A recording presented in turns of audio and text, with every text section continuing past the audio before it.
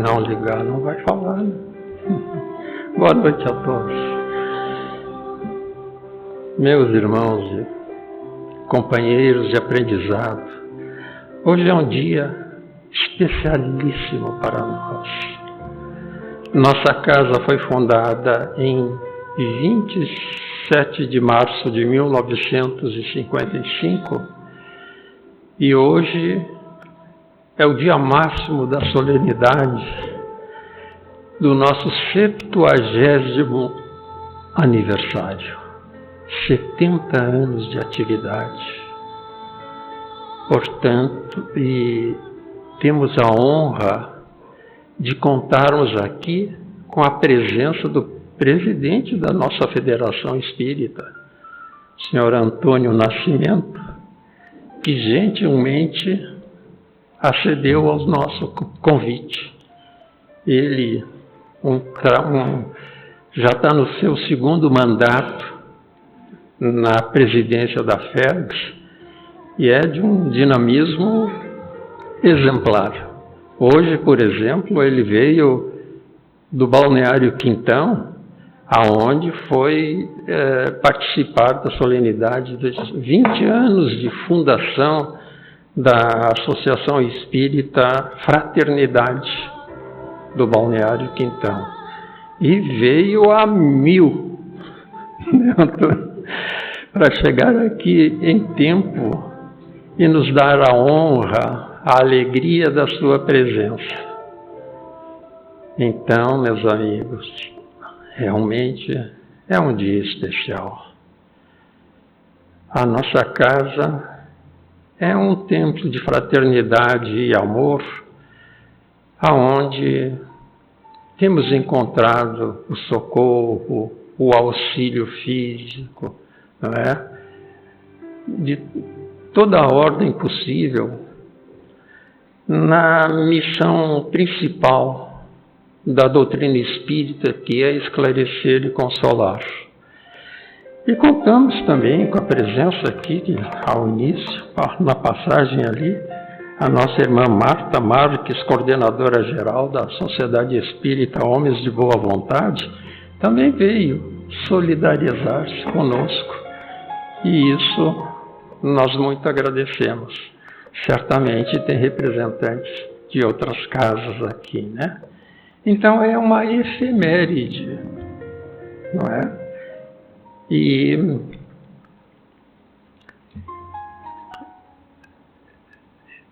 fica difícil falar quando a alegria é demais, não é?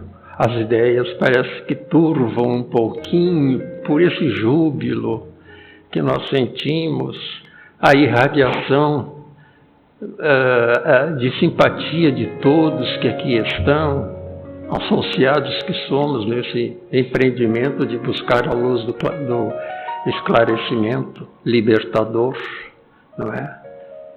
E do qual tanto temos sede, não é? Avidez de procurar as explicações a respeito do porquê das coisas, não é? E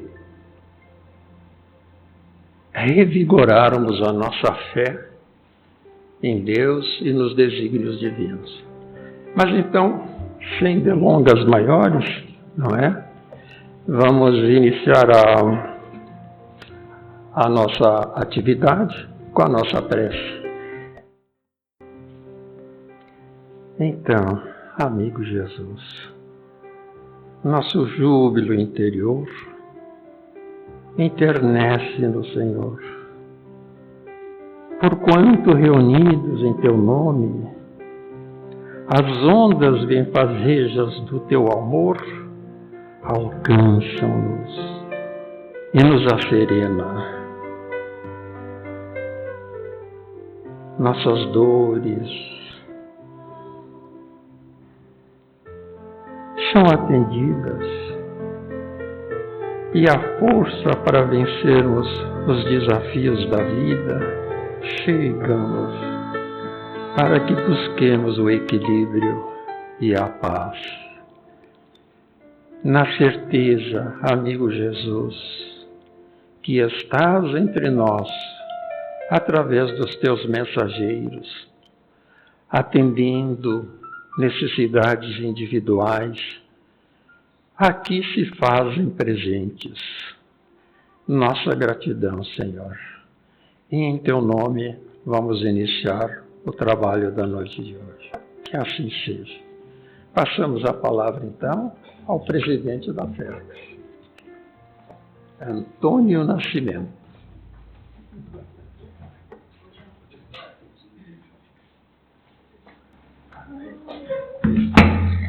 Vou segurar o Delcio um pouquinho aqui, né, pela presidência. Como ele falou, é uma efeméride, né, o que a gente considera de uma sessão comemorativa, né. Todo mês, na verdade, o ano, né, importante. E aí a gente queria passar aqui para a diretoria da casa um cartãozinho que registra esses 90 anos, tá? Gostaria de fazer a leitura aqui e entrego para o Delcio. Diz o seguinte: Sociedade Espírita Paulo de Tarso, parabéns pelos 70 anos de atividades. A diretoria executiva da FERGS, o Conselho Fiscal e o Conselho Federativo Estadual, que é composto pelas 53 uniões distritais, municipais, intermunicipais, os conselhos regionais espíritas, que são 15, parabenizo os integrantes desse abençoado Centro Espírita por mais um ano de atividade e divulgação da mensagem do Consolador prometido por Jesus. E tem umas letrinhas miúdas. E as letrinhas miúdas sempre é a parte mais importante, a gente presta atenção. Concordo. Isso. E aí ela foi retirada de uma recomendação de Kardec aos espíritas, tá? Está lá na Revista Espírita de 1862. E vamos refletir nela. Provai, sobretudo pela união e pela prática do bem, que o Espiritismo é a garantia da paz e da concórdia entre os homens, e fazei que em se vos vendo se possa dizer que seria desejável que todos fossem espíritas. Olha o nosso compromisso. Tá bom. Muito obrigado, Antônio, pela deferência. Isso. Aqui está o cartão. Sim, a fotógrafa tem que vir aqui. Isso, é uma mais próxima aqui. Vamos registrar. É um evento que nunca mais vai se repetir de 70, vai de 80 de novembro. Deu? Obrigado. Bom trabalho. Tá, obrigado. Só pegar as anotações aqui agora. Primeiro, uma alegria, o convite, a participação nesse evento que a gente sabe que é tão significativo para a instituição. Parabenizar a diretoria atual, os trabalhadores de hoje e os de ontem, aqueles que talvez já não estejam mais na dimensão terrena, mas que do mundo espiritual certamente se confraternizam, os fundadores, primeiros lá da casinha, como nós vimos as fotos ali, né? Aqueles que tiveram aquele ideal, aquele sonho e encontraram os meios para que hoje nós tenhamos essa instituição, que é esse posto de socorro, esse hospital de almas, essa escola de almas.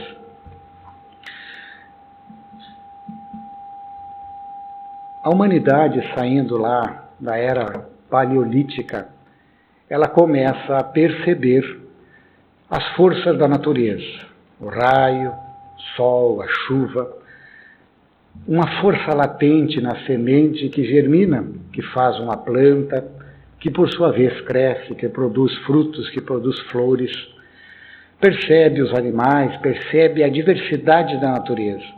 E naquele sentimento de estupefação, mas de atenção e ainda um princípio da lei de adoração que nós devemos hoje buscar através do louvor, da gratidão à vida, quando nós abrimos a janela, vemos um dia belo, a chuva, a brisa, vemos o alarido das crianças, um gorjeio de um pássaro, e a gente vê a presença da vida que estua e que manifesta o nosso Criador. Esses primeiros hominídeos, que a ciência classifica nos grupos nos nossos ancestrais, eles começaram a criar a base daquilo que são as religiões, ou aquele pensamento xamanista, que deram base ao paganismo, né? Aos deuses gregos, romanos e tudo mais. O tempo passa, e para a gente fazer uma linha do tempo mais rápida, até que surge Moisés. E Moisés, enquanto guiava o povo hebreu no caminho à terra prometida, após libertá-lo do cativeiro no Egito, ele tem a oportunidade de trazer um código, as tábuas da lei, os 10 mandamentos de Deus. Moisés assevera, e essa é a sua luta para fazer com que aquele povo deixasse aquela cultura, diversidade de deuses e do paganismo, e apresenta o monoteísmo e apresenta as regras, naquele momento, que haviam condições de perceber. Apresenta os 10 mandamentos, e se nós formos lá perceber, tem 2 dos 10 mandamentos que são propositivos. Amar a Deus, honrar pai e mãe. Todos os outros 8 são negativos, são limitantes. Não rouba, não presta falso testemunho, não cobiça, não mata. Apresenta ali o princípio da justiça, que é o não fazer para o outro o que certamente nós não gostaríamos que fosse feito para conosco. O mandamento e a lei e a ideia monoteísta se espalha, cria-se a estrutura que defende, que propaga, que difunde os profetas, a lei, e surge na Galileia um determinado profeta que começa a atrair as multidões, mas o seu falar era um pouco diferente, porque ele não era aquela fala rude, era uma fala benevolente, indulgente, não julgava, acolhia, não feria, era algo que era um fato novo, diferente, e aquilo mexeu com as bases da sociedade e da religiosidade. Ele foi questionado pelos poderosos e pelos doutores da lei. Jesus, de uma forma atual, nós poderíamos dizer, se dirige a seus críticos dizendo: pessoal, não se preocupem, não fiquem perturbados, eu não vim destruir a lei mosaica, os 10 mandamentos.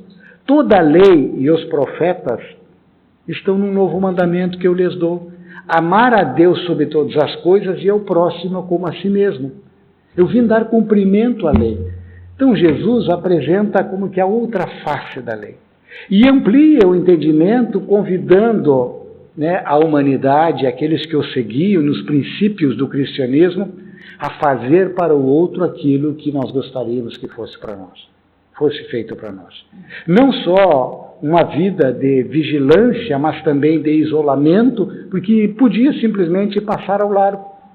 Eu podia deixar um caído, ferido, se ele não era conhecido meu, se ele não era da minha etnia, se não era da minha raça, se não era do meu grupo. Mas Jesus nos fala de que eu sou o próximo, daquele que sofre, daquele que eu posso fazer a diferença, e que se fosse eu que estivesse naquela situação, eu precisaria ser levantado, ser socorrido, ser pensado as minhas feridas, eu precisaria de alguém que exercesse a caridade para comigo. Jesus estabelece a base do cristianismo primitivo e esse pensamento de Cristo que se resume na lei de amor, naquilo que nós conhecemos como a segunda revelação, Moisés a primeira com a justiça, Jesus com a lei de amor. Jesus parte, fica as anotações dos evangelistas, mas ele muito sabiamente disse que no momento oportuno mandaria o Consolador prometido para permanecer conosco. E nós entendemos o Consolador prometido quando Allan Kardec, o Hippolyte Ron Denisard Rivail, é chamado a atenção para aquelas manifestações que aconteciam no mundo no século XIX, lá nos idos de 1850, e que se iniciaram de forma mais intensa, para a gente botar um ponto de início, no dia 31 de março de 1848, em Hydesville, né, no condado de Rochester, Estados Unidos, quando Kate Fox enfrenta aquele fantasma batedor e estabelece com ele um diálogo, uma tipologia, e a partir dali se desenvolve um canal mais lógico, racional, de mediunidade, de intercâmbio com o além. Allan Kardec, quando tem a oportunidade, a partir de 1854, de ter os primeiros contatos com os espíritos, faz algumas observações importantes. A primeira é que sim, não era fraude, era um fenômeno inteligente, porque ele percebia que às vezes as respostas coletadas nos grupos mediúnicos sérios, de mesa girante, de cesta, peão, a forma que conseguiam, cada um dentro das suas habilidades, dar vazão às vozes do além, eram muitas vezes superiores filosoficamente do que o nível, o entendimento, o conhecimento daqueles que a integravam. Muitas vezes adolescentes, médios, jovens, que não tinham cultura, conhecimento para dar aquelas respostas com aquela profundidade. Mas Kardec também percebe que aquela era uma opinião de um espírito e que para nós podermos aceitar com mais clareza precisava submeter à universalidade das comunicações. Ele, convidado, se debruça sobre o que já estava coletado, apresenta novas perguntas, faz um estudo metodológico, organiza de uma forma didática e codifica, coloca em códigos, e nós temos, a partir de 18 de abril de 1857, o Livro dos Espíritos, que faz um sucesso enorme, tanto que as pessoas procuram Allan Kardec e logo, tem que surgir a Sociedade Parisiense de Estudos Espíritas para aquele Kardec poder atender aqueles que, príncipes ou pessoas simples, procuravam e queriam uma entrevista, queriam conversar, queriam debater, queriam observar os fenômenos que Kardec conduzia na Sociedade Parisiense de Estudos Espíritas. Nessa sequência, com o interesse das manifestações, surge em 1861, em 15 de janeiro, o Livro dos Médiuns, que era aquele manual prático para aqueles que, querendo entrar em contato com os espíritos, ou tivesse de uma forma séria e tivesse comunicações que fossem adequadas, que passasse por um crivo de qualidade, conforme Kardec e os espíritos já orientavam. Mas passadas essas duas fases, Kardec, certamente muito sobrecarregado com o trabalho extenso que fazia, lembramos que nós não tínhamos computador, não tinha Google, não tinha copia, cola, não tinha impressora, era tudo na pena, com luz de vela, lampião. Kardec é convidado pelos espíritos, orientado a que vá para o litoral da França, para que ele possa fazer um momento de refazimento, e os espíritos dizem que ele iria produzir uma obra que seria muito importante para a humanidade. Em poucos semanas praticamente, Kardec vem e lança, em 15 de abril de 1864, portanto, há 160 anos do ano passado, já vai para 161 agora em abril, o Evangelho segundo o Espiritismo. E Kardec tem a oportunidade de colocar na página de rosto, dizendo que ali foram selecionadas as máximas morais de Cristo, com o aclaramento da mensagem e da visão dos espíritos, com a contribuição espírita. Se materializa ali o Consolador prometido, a terceira revelação divina, que não vem na forma de uma pessoa e que permanece conosco, e nós temos essa oportunidade de termos, então, o Consolador e a mensagem de Jesus conosco. Jesus, à sua época, nos alertou que no mundo nós teríamos aflições. Eu não preciso perguntar para vocês, mas eu tenho certeza que todos nós estamos passando por alguma aflição. Já passamos ou iremos passar. Podemos até estar naquela fase de descanso entre uma aflição e outra, mais intensa. Mas certamente, como a nossa evolução o nosso crescimento espiritual evolutivo, as provas vão cada vez se tornando mais intensas, porque eu vou me preparando, eu tenho oportunidade de esclarecimento, de adquirir a experiência, de ir me tornando cada vez mais resiliente, mais sábio, me tornando cada vez mais preparado para os desafios maiores. Mas Jesus disse assim, mesmo diante das aflições, tenha bom ânimo, eu venci o mundo, nos dando esta oportunidade. E é interessante, eu tenho certeza que muitos já perceberam, o capítulo mais longo do Evangelho segundo o Espiritismo, dos 28, é o 5º capítulo. Bem-aventurados os aflitos. Bem-aventurados os aflitos. A gente entende a causa das aflições que nós mesmos produzimos nessa vida, ou então, quando não as identificamos nessa encarnação, a gente entende as aflições como uma oportunidade de expiação, porque são as causas anteriores das aflições. Mas no 6º capítulo, Kardec apresenta o Cristo Consolador, onde nós temos a oportunidade, sim, de saber que o Espiritismo vem nos religar ao cristianismo primitivo, aonde estão todas as verdades.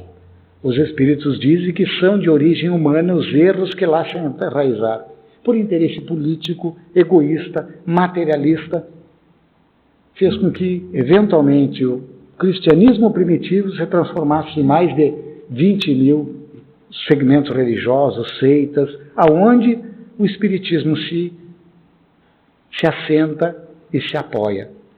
E como é que nós podemos identificar isso? Né? Kardec, quando fazia a codificação, ele, de uma forma muito sábia, muito perspicaz, ele pergunta se haveria um espírito, né, mais perfeito, que poderia servir de modelo e de guia, de referência para nós. E está lá na questão 625, a questão com a resposta mais direta, mais simples: Jesus. Ou em algumas traduções, vede Jesus. Jesus. Então a doutrina espírita, ela se assenta exatamente na observância da mensagem de Jesus. Se Jesus trouxe se Moisés trouxe o princípio, a base para o chamamento da lei de justiça, Jesus a lei de amor, o Espiritismo lá no capítulo do Evangelho, no capítulo 15º, vem falar que fora da caridade não há salvação. Não há salvação. E mais uma vez Kardec, como a gente pode dizer, não dá ponto sem nó. E ele vai lá e pergunta para os espíritos, né, já que tem um capítulo e é um lema do Espiritismo, fora da caridade não há salvação, porque quando a gente fala em caridade, ainda o conceito mais vigente é a caridade material, que é necessária em muitos momentos. O agasalho, o alimento, o remédio, o auxílio financeiro.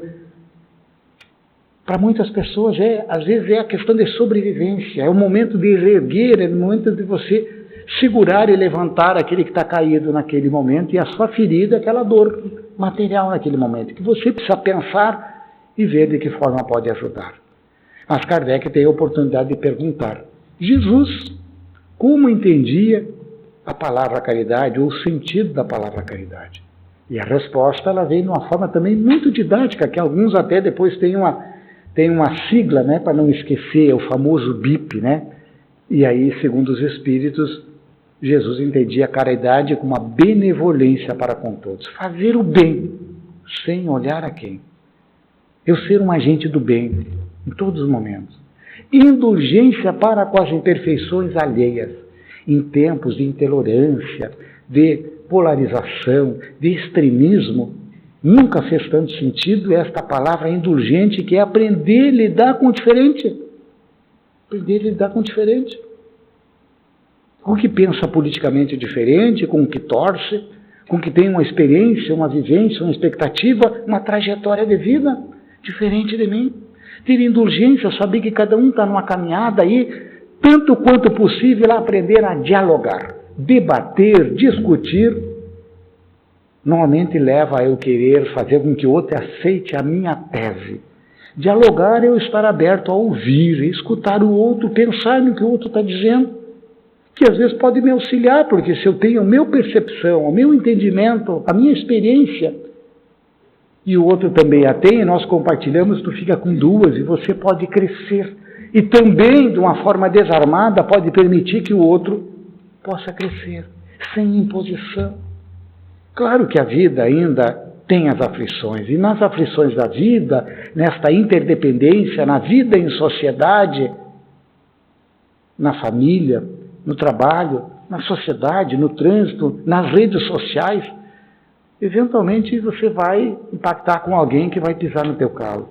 E aí, para nos libertarmos, para não carregarmos aquele desejo de vingança, eu tenho que aprender a perdoar.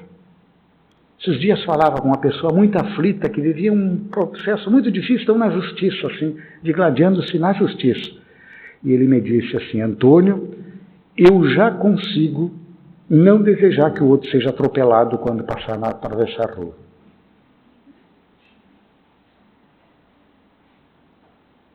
É claro que tem alguém que resolve nas vias de fato.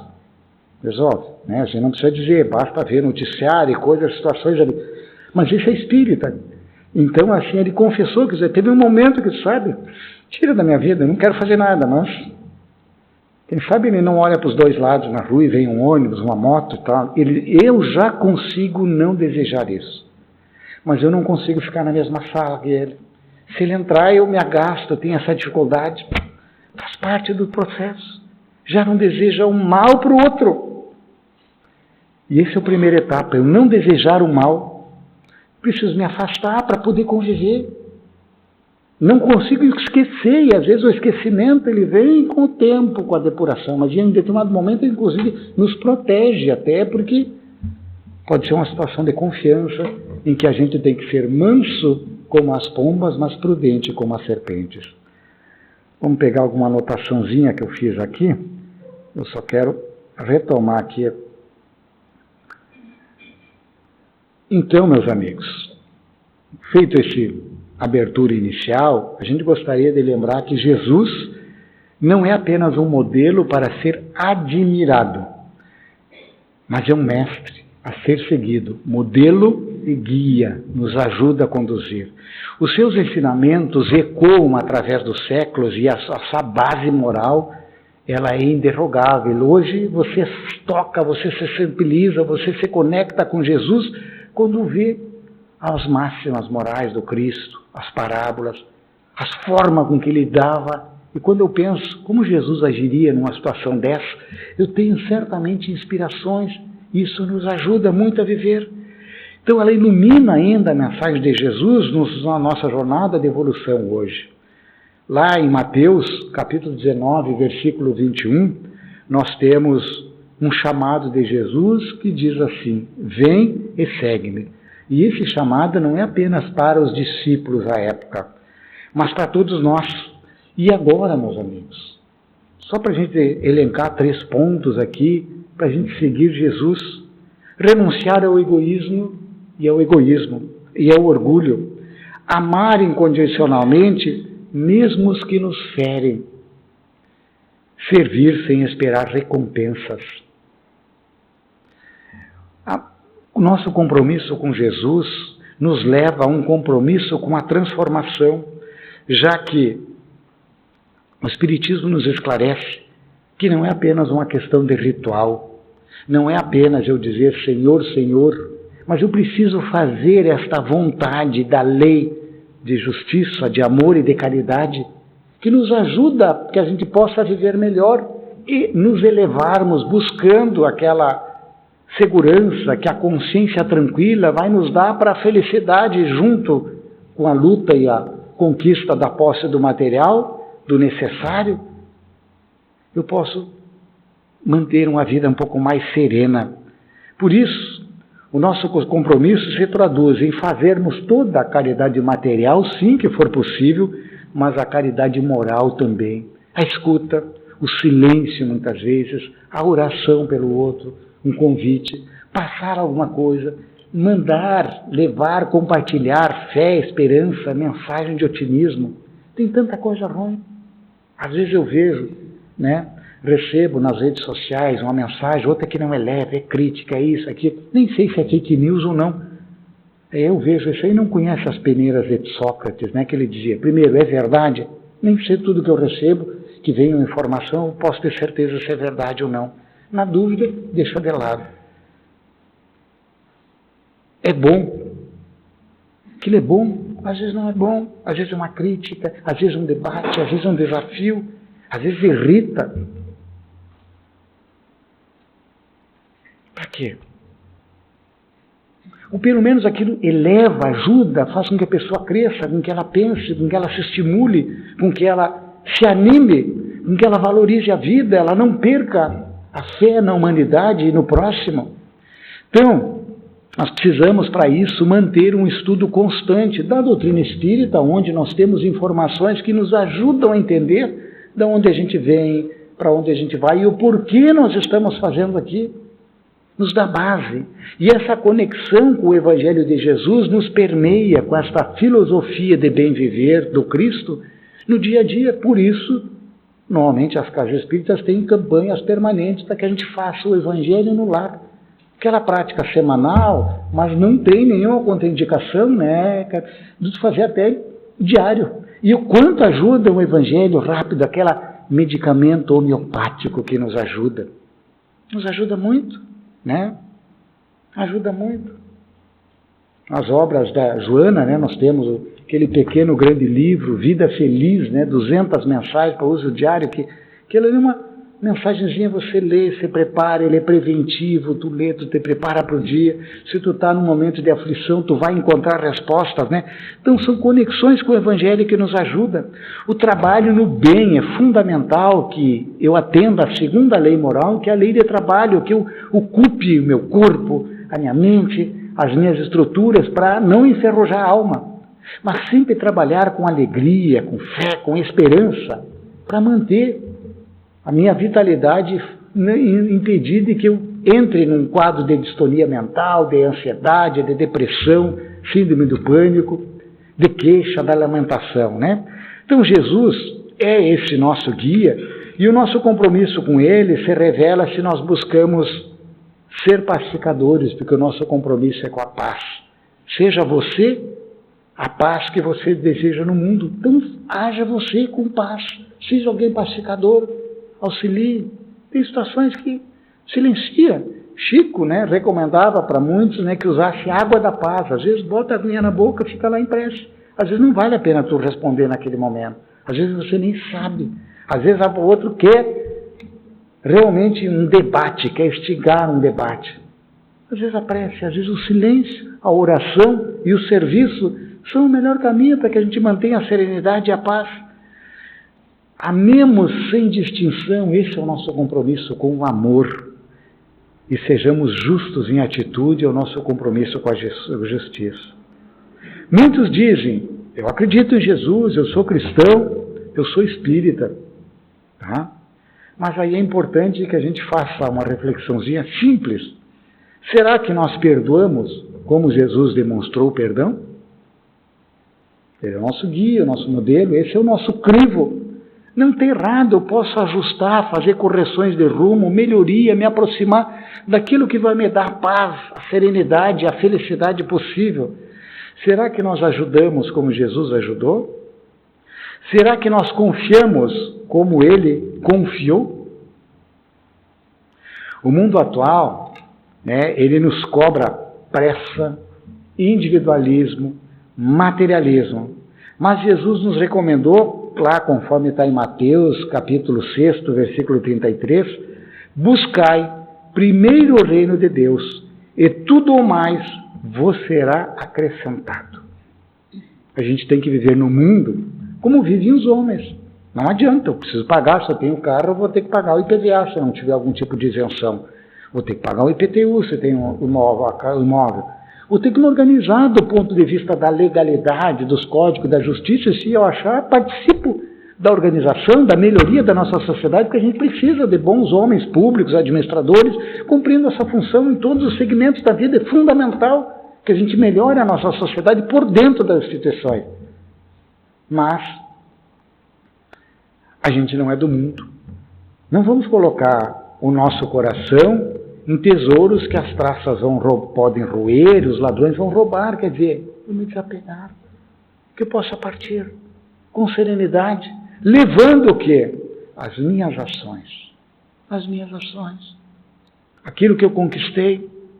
Joana recomenda que ao final da nossa existência a gente possa olhar para trás e ver que deixou pequenas pegadas luminosas. Dificilmente a gente vai fazer uma trilha luminosa com alguns espíritos elevados, mas tem momentos que tu acerta, tem outros, aí tem uns anos, aqui deu uma escurecida, ali eu não fui muito bem, eu fiquei desatento, não consegui manter o mesmo ritmo, então tem uma partezinha ali que mas tem uma pegada, isso dá sentido, faz com que a minha existência tenha um propósito, tenha um valor, e isso vai ser o que vai me fazer com que eu esteja feliz.